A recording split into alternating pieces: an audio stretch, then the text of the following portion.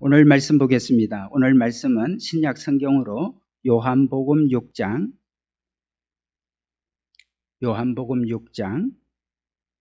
53절에서 57절까지 신약으로 153쪽이 됩니다.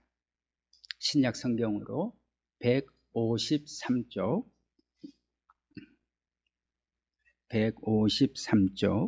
신약 성경으로 요한복음 6장 53절에서 57절까지 말씀 봉독을 하겠습니다. 이는 주님께서 오늘 우리들에게 주시는 주님의 말씀입니다. 예수께서 이르시되 내가 진실로 너희에게 이르노니 인자의 살을 먹지 아니하고 인자의 피를 마시지 아니하면 너희 속에 생명이 없느니라. 내 살을 먹고 내 피를 마시는 자는 영생을 가졌고 마지막 날에 내가 그를 다시 살리리니 내 살은 참된 양식이요 내 피는 참된 음료로다. 내 살을 먹고 내 피를 마시는 자는 내 안에 거하고 나도 그의 안에 거하나니 살아계신 아버지께서 나를 보내심에 내가 아버지로 말미암아 사는 것 같이 나를 먹는 그 사람도 나로 말미암아 살리라. 아멘. 여러분 잘 아시는 말씀입니다. 마태복음 13장에 보면 예수님께서 씨를 뿌리는 비유가 나옵니다. 그래서 씨를 뿌리는데 어떤 씨는 그냥 길바닥에 떨어지는 씨도 있고요. 또 어떤 씨는 돌밭에 뿌려지는 씨가 있고요. 또 어떤 씨는 그냥 가시밭에 떨어지는 또 씨도 있고, 그러나 어떤 씨는 아주 좋은 옥토에 아주 좋은 땅에 뿌려지는 씨도 있다고 그랬습니다. 길가에 떨어진 씨, 또 돌밭에 떨어진 씨, 가시밭에 떨어진 씨가 자라서 열매를 맺을 리는 없죠. 그런데 좋은 땅에, 옥토에 떨어진 씨는 30배, 60배, 그리고 100배까지 열매를 맺게 되리라. 그런 말씀을 주님께서 하셨습니다. 저는 주님께서 좋은 땅에 뿌려져서 그 열매가 그냥 2배 혹은 3배 혹은 4배 정도 열매를 맺을 거다, 이러면 제가 상식적으로 이해가 되고, 또 모든 사람들이 씨를 뿌렸는데 2배만 나도 많이 나잖아요. 씨를 뿌렸는데 그게 수확이 3배, 4배가 됐다 그러면 사람들 전부 다 깜짝 놀랄 거예요. 근데 주님께서 우리들에게 말씀을 하실 때 우리가 알고 있는 상식으로 그렇게 얘기를 하지 않으시고, 옥토밭에 뿌려지면 30배, 60배, 100배까지 열매를 거둔다는 거예요. 정말 그럴까? 일이 사람들한테 진짜 일어나고 있나? 우리가 좋은 땅이라면, 내가 주님 앞에 좋은 내가 밭이라면, 주님이 내게 씨를 뿌렸을 때, 주님이 내게 겨자씨를 뿌렸을 때 이 겨자씨가 자라나서 정말 30배가 되고 60배가 되고 100배가 되는 일이, 그런 일이 지나온 역사 속에 또 어떤 사람에게 그런 일이 있었나? 늘 사실 이게 궁금했어요. 지난 5월 달에 제가 부목사로 있었던 교회에 권사님을 뵙게 됐습니다. 이 권사님은 제가 그 부목사로 있었던 교회 때 창업을 시작을 하셔서 아주 지하에서 자그만 그런 공간에서 창업을 하셔가지고 열심히 그렇게 일을 해 오신 분입니다. 제가 그 교회를 떠나온 지가 20년이 넘었으니까 네, 그 사이에 뭐 가끔 뵙기는 하고 또 저희가 창립 예배를 드릴 때 마침 그 장로님과 권사님이 우리 귀국을 해서 이렇게 계셔가지고 저희 창립 예배 때 두 분이 오셨다가 저희들 또 예배를 참석해 주시기도 하셨던 그런 분이십니다. 그런데 지난번에 어제 연락이 돼서 이렇게 뵙자고 해서 뵙게 됐습니다. 뭐 이제 오랜만에 뵈니까 뭐 자녀들 얘기 또 뭐 신앙생활 얘기 또 회사에 대한 얘기 많은 얘기들을 오랜만에 만나니까 할 게 많았습니다. 그러면서 뭘 얘기를 하다가 이제 코로나를 지금 보내고 있기 때문에 본사는 지금 부천에 두고 있지만은 공장은 베트남에 크게 두고 있고 그리고 영업하고 있는 모든 것들은 다 미국 뉴저지에 굉장히 큰 규모를 가지고 사업을 하고 계시는 분이어서 뭐 아무래도 타격이 다 있지 않나 싶어서 물었더니 권사님이 하시는 말씀이 제게 그런 말씀을 하십니다. 목사님, 예수님이 옥토에 씨를 뿌리면 30배, 60배, 나중에 100배까지 거둔다고 그랬는데 목사님 우리는 수백억 배가 됐다는 거예요. 수백억 배가 됐다. 그러니까 거의 뭐 맨바닥에서 이제 창업을 해서 시작을 했는데 뭐 지금 재산이 뭐 수백억이 이제 된다는 그런 뜻이겠죠. 그래서 제가 너무너무 감사해서 우리 예수 동행교회는 어떻게 될까? 이게 갑자기 생각이 났습니다. 제가 늘 우리 교회 개척하고 난 다음에 초반에 제가 계속 우리 교회는 겨자씨로 시작이 됩니다.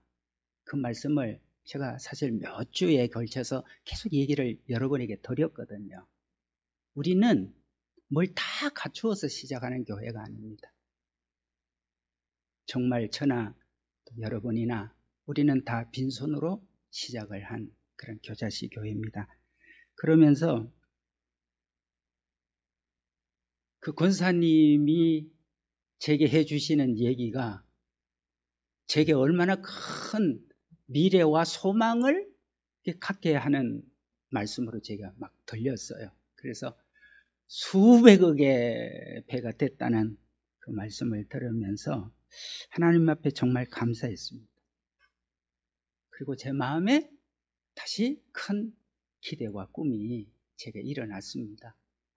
제가 분명히 길가가 아니고 돌밭이 아니고 제가 가시밭이 아니라면 주님은 오늘 우리 예수 동행 교회를 통해서 그런 일을 하시겠구나. 지난 4월 달에 우크라이나 전쟁이 일어나고 피난민들이 많이 생겨났습니다. 그리고 또 우리 동해 안에 산불이 일어나서 생각지 않게 피해가 계속 늘어났습니다. 우리가 그걸 지켜만 보고 뉴스만 들을 수가 없으니까 우리 예수 동행교회가 어떤 교회입니까? 그런 일에 발벗고 나서고 우리는 그런 일에 언제나 그들을 위한 교회니까 그래서 우리가 같이 광고를 내고 특별 헌금을 하자고 여러분들에게 광고를 드렸습니다. 제가 아내에게 얘기를 했습니다. 여보, 우리는 예수님이 우리한테 비유를 해 주실 때 어떤 사람이 여리고로 내려가다가 강도를 만나가지고 강도를 만나서 그만 죽게 다 돼버렸어요. 근데 두 사람은 그냥 싹 지나가 버리고 자기도 죽을 거가 강도 만나면 안 되니까 확 지나가고 그리고 이 사람은 하나님도 모르고 믿음도 모르고 성경도 모르는 사마리아 사람이 지나가다가 그걸 보고 자기 돈으로 그 사람을 치료하고 그리고 그 사람을 그 주막집에 데려줘서 이 사람을 치료를 해주고 만약에 돈이 모자라면 내가 다시 돌아올 때 들러서 돈을 더 주겠다라고 한 그 사마리아 사람, 그게 주님이 우리들에게 말씀하시는 사람인데 예수 믿는 사람은 어떤 사람이냐? 그런 사람이라는 거죠. 네, 주님이 그 말씀을 하셨고 그래서 우리도 이번에 우크라이나 난민 또 동해안 피해자 이런 분들을 위해서 우리가 헌금을 좀 합시다. 기본적인 것만 빼놓고, 기본적인 거는 어쩔 수 없으니까 그것만 빼놓고 우리가 다 모아서 하나님 앞에 헌금을 합시다. 그랬더니 아내는 살림을 사는 사람이죠.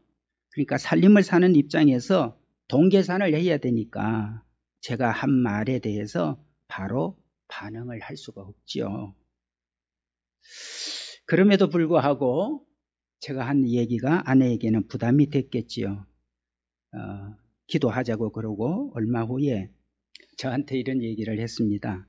믿음으로 하지만 그래도 몇 가지 최소한은 계산을 해놓고 하자고 그랬습니다.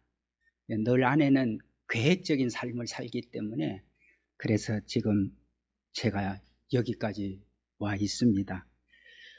그러면서 금액을 제게 제안을 했습니다.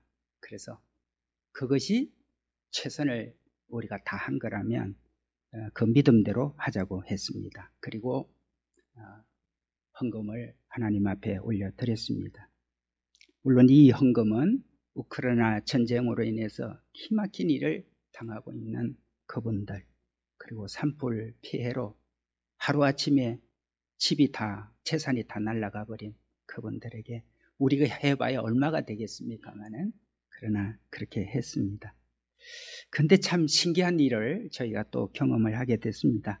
헌금을 한 거주에 그 주간에 여러분들을 만날 일들이 있어서 그 주간에 여러 사람들을 만났는데 희한합니다.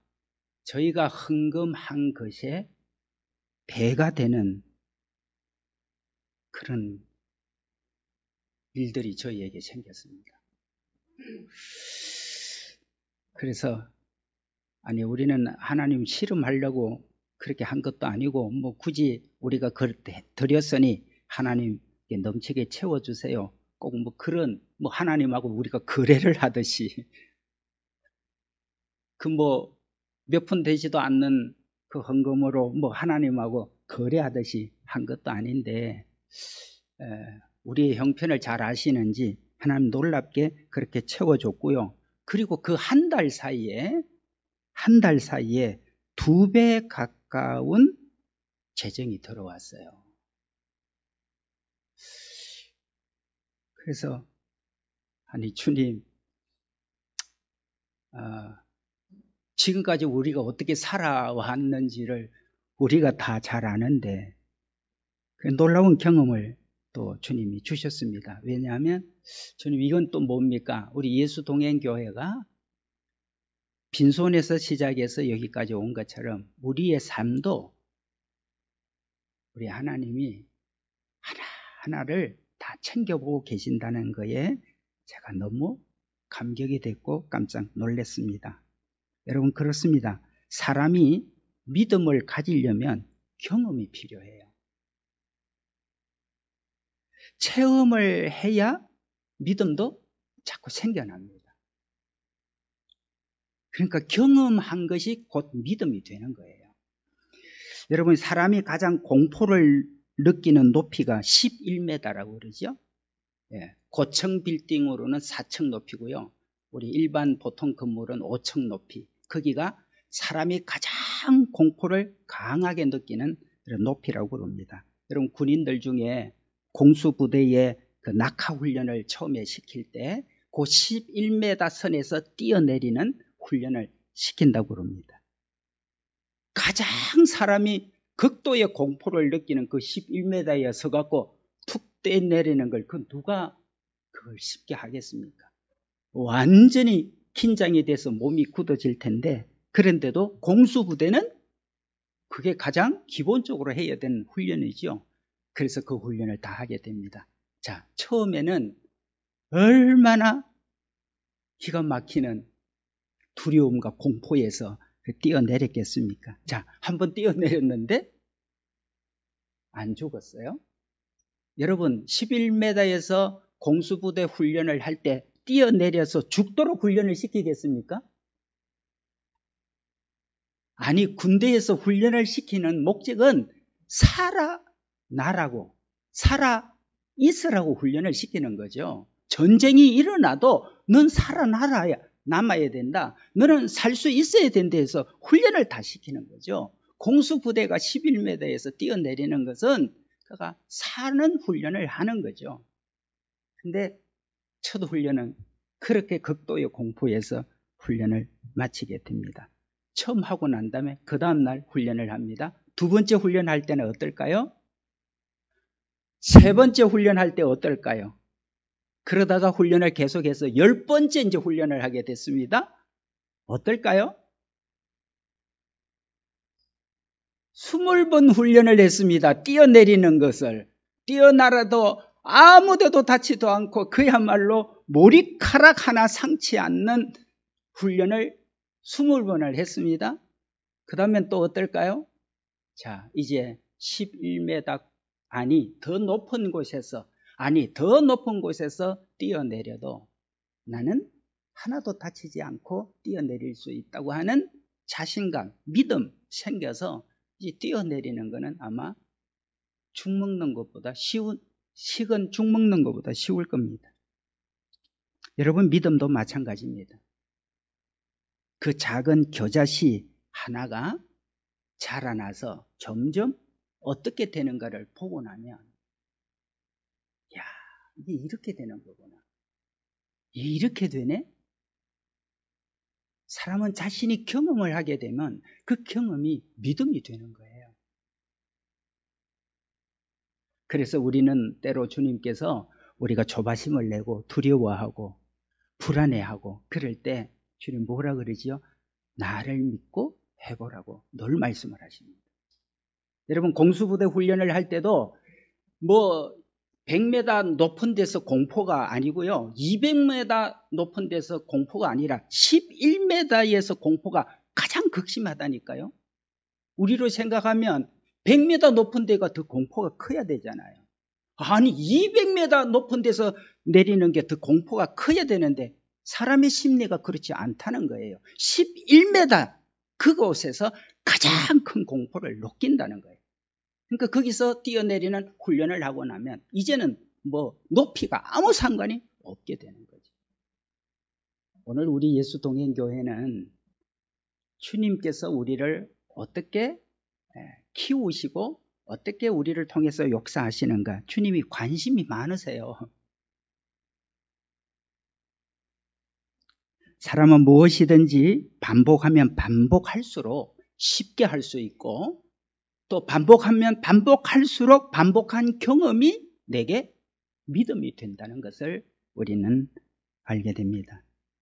여러분, 사렙다 과부를 보면 그 가뭄이 아주 극심하게 이스라엘에 들었지요. 그래서 이제 엘리사 선지자가 이 사렙다라는 땅을 가게 됐는데 마침 아들 하나 데리고 있는 과부를 만나게 됐습니다. 이게 사렙다 과부가 엘리사 선지자인 걸 알아보게 됐습니다. 자기들에게 먹을 양식 마지막 있었어요. 근데 그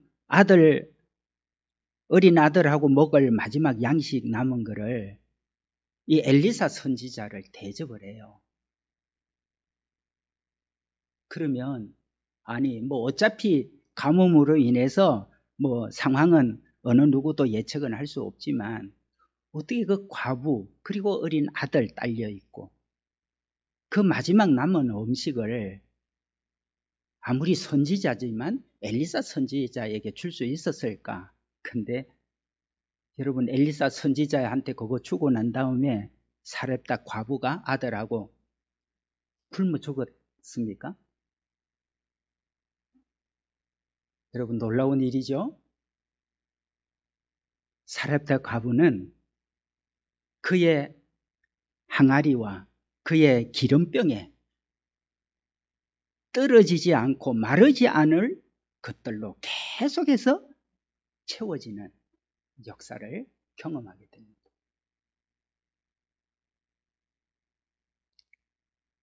신나지 않습니까? 오병이어도 여러분 잘 아시죠? 너무너무 늦은 저녁이 돼서 예수님께서 그냥 돌려보낼 수가 없어서 뭘 먹을 걸 준비해서 사람들한테 나눠주라고 그랬는데 사람이 너무 많잖아요. 그리고 뭐 준비된 것도 사실은 아무것도 없어요. 근데 마침 그 모인 중에 어떤 사람이 떡 5개 하고 고기 2마리가 남아있는 게 있었어요. 이거를 가지고 예수님 앞에 왔어요. 예수님, 이 뭐 떡 5개 하고 고기 2마리가 한 사람 딱 먹으면 맞는 건데 이렇게 수많은 군중들이 모였는데 이게 뭐가 되겠습니까마는 제가 믿음으로 주님께 올려드립니다. 주님께서 그 오병이어를 가지고 축사를 하고 기도를 하면서 그리고는 그걸 사람들한테 나눠 주라고 했습니다. 여러분 정말 신기한 일이 일어났죠? 남자들만 수를 셌는데도 5,000명이 넘었습니다. 그러면 남자가 5,000명 모였으면 여자는 더 많이 모였을 거고 아이들도 따라온 애들이 있을 거고 그 많은 사람들 다 먹이고도 또 남았어요. 12광주리가 남았어요. 여러분 이게 너무 허황된 무슨 소설 같은 얘기인데 이게 실제로 일어난 거예요. 저는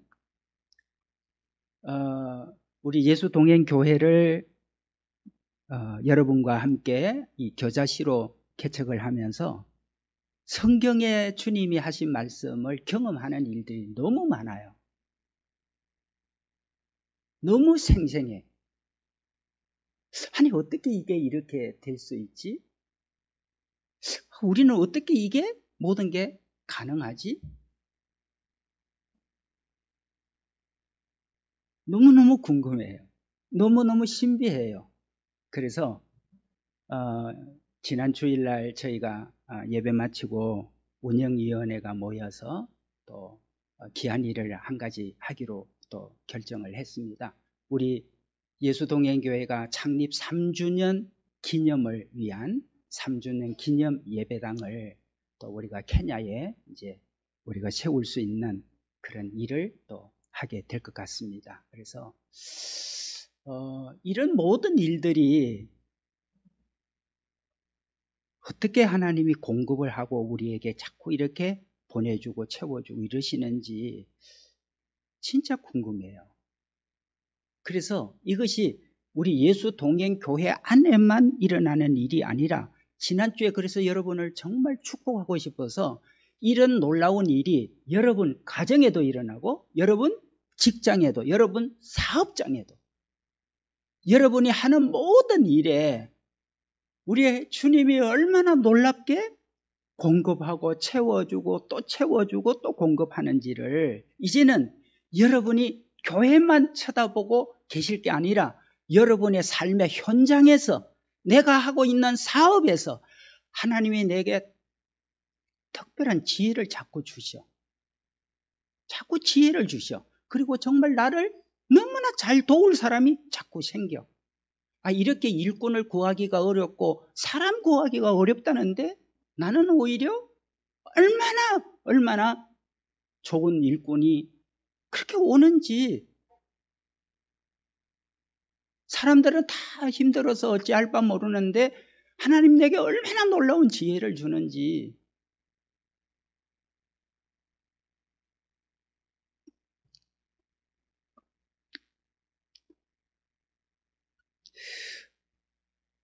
여러분 샘물은 자꾸 퍼낼수록 샘물은 더 잘 나온다 그러죠.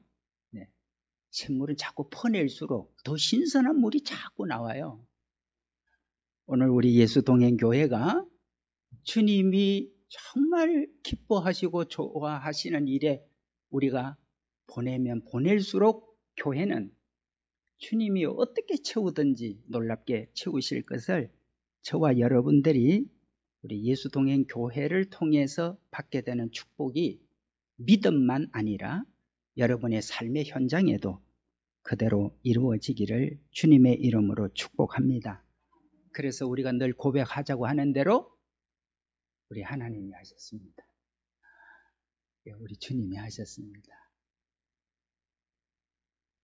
정말 주님이 하시고 정말 하나님이 이렇게 전혀 생각지 않는 사람에게로부터 뭔가가 주어지고 예기치 않는 사람들로부터 뭔가가 우리에게 공급이 되어지는 일을 통해서 그걸 가지고 우리가 또 차곡차곡 쌓아가는 게 아니라 우리는 더 많은 것으로 흘려보내서 하나님은 우리들에게 더 큰 축복의 통로가 되게 하는 그 은혜를 우리 모두가 다 경험하는 그런 축복이 있게 되기를 주님의 이름으로 축원합니다. 그림 한번 볼까요? 네. 우리가 작은 겨자씨로 이렇게 시작을 했습니다. 성경 구절 한번 같이 다시 읽겠습니다. 시작.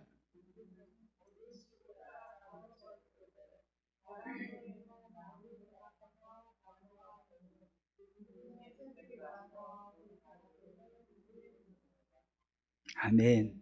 네. 지극히 작은 겨자씨지만 이게 자라나서 나무가 돼가지고. 그 다음 그림 볼까요? 우리 스스로를 간수하기도 어려울 텐데 내 자신 처신하기도 어려울 텐데 주님은 이 작은 겨자씨를 통해서 이런 놀라운 일을 주님께서 하신다는 겁니다. 그래서 저는 주님이 이렇게 교회를 보니까 이렇게 하십니다. 여러분 안에 그 믿음이 생겨지고 그것이 여러분에게 자꾸 경험이 되니까 이거 봐라.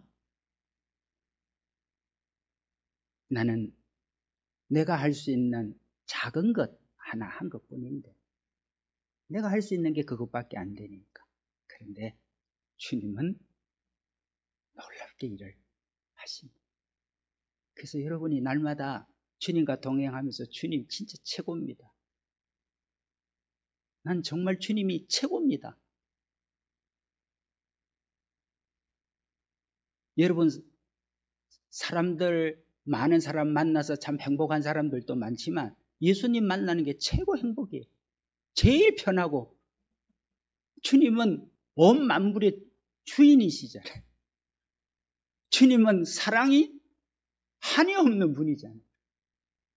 그분의 용서는 하늘과 땅을 다 담아도 모자라잖아요. 그런 주님을 날마다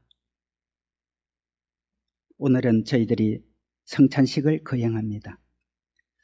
제가 이 성찬식을 준비하면서 이 성찬 예식이 그냥 종교적 의식으로만 끝나지 않기를 바라는 마음으로 주님 앞에 기도했습니다. 여러분 설탕 효력이 있어요. 달콤합니다. 소금 효력이 있어요. 맛을 내고 짜게 하기도 합니다. 참기름 효력이 있지요. 비빔밥에 참기름 하나 딱 들어가면 확 맛이 고소하게 달라집니다. 성찬의 효력은 뭘까요? 오늘 성찬은 주님의 살과 주님의 피입니다. 주님의 살을 내가 먹고 주님의 피를 받아서 이 거룩한 성찬 예식은 내게 어떤 효력이 있는가? 사람이 먹고 마시는 것만큼 강한 체험이 없습니다. 그렇죠? 사람이 뭘 먹고 마시는 것은 내 몸으로 느끼고 내 마음으로 느끼고 그래서 먹고 마시는 것은 내 모든 것으로 다 경험이 되어지는 일입니다. 여러분 주님이 우리와 함께 하신다는 게 자꾸 말로만 되니까 이게 몽롱해요. 모호해요. 주님이 나와 함께 하는 것이 그렇게 애매모호하고 아주 추상적인 게 아니라는 겁니다. 주님은 오늘 우리들에게 이렇게 말씀하셨습니다. 자, 오늘 본문 말씀 여러분 다시 한번 보겠습니다. 53절 제가 다시 한번 말씀을 읽습니다. 53절부터입니다. 예수께서 이르시되 내가 진실로 너희에게 이르노니 인자의 살을 먹지 아니하고 인자의 피를 마시지 아니하면 너희 속에 생명이 없느니라. 내 살을 먹고 내 피를 마시는 자는 영생을 가졌고 마지막 날에 내가 그를 다시 살리리니 내 살은 참된 양식이요 내 피는 참된 음료로다.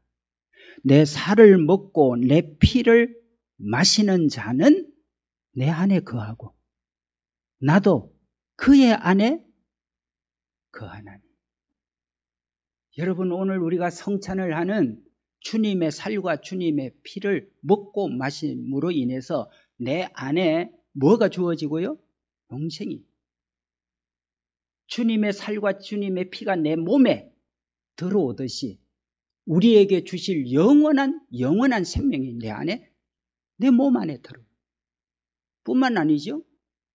이 성찬은 내게 어떤 효력을 줍니까? 이 주님의 살과 주님의 피를 먹음으로 주님이 내 안에 들어오시고 나도 주님 안에 거하게 돼요. 이것을 내가 실제적으로 체험하고 경험할 수 있는 은혜가 성찬입니다. 사람은 체험이 중요해요. 내가 경험하는 게 너무 중요합니다. 내가 느껴보는 게 얼마나 중요한지 모릅니다. 오늘 주님은 내 안에 구원이 주어졌고 주님이 내 안에 나와 함께 한다는 그것을 체험하고 경험하고 느끼고 맛보도록 주님은 자신의 살과 자신의 피를 거룩한 성찬으로 우리에게 주셨습니다. 이 주님의 성찬은 용서할 못할 사람도 없다는 겁니다. 이 성찬은 사랑하지 못할 사람도 없다는 뜻입니다. 주님은 우리에게 말씀했습니다. 이 성찬 예식을 대하기 전에 너희가 누구에게 잘못한 것이 있거든 70번에 7번이라도 용서해라. 주님 말씀입니다. 우리는 우리의 삶에 끊임없는 용서와 끊임없는 사랑을 주님의 성찬을 통해서 다시 한번 내가 경험하게 되어지는 은혜입니다. 그러므로 주님의 성찬, 주님의 살과 피는 용서와 사랑을 내가 직접 경험하고 체험하도록 주님의 살과 피를 먹은 나는 용서를 못할 사람도 없고 사랑하지 못할 사람도 없다는 그런 고백입니다. 오늘 이런 고백이 이 성찬을 통해서 우리에게 있게 되기를 주님의 이름으로 축복합니다.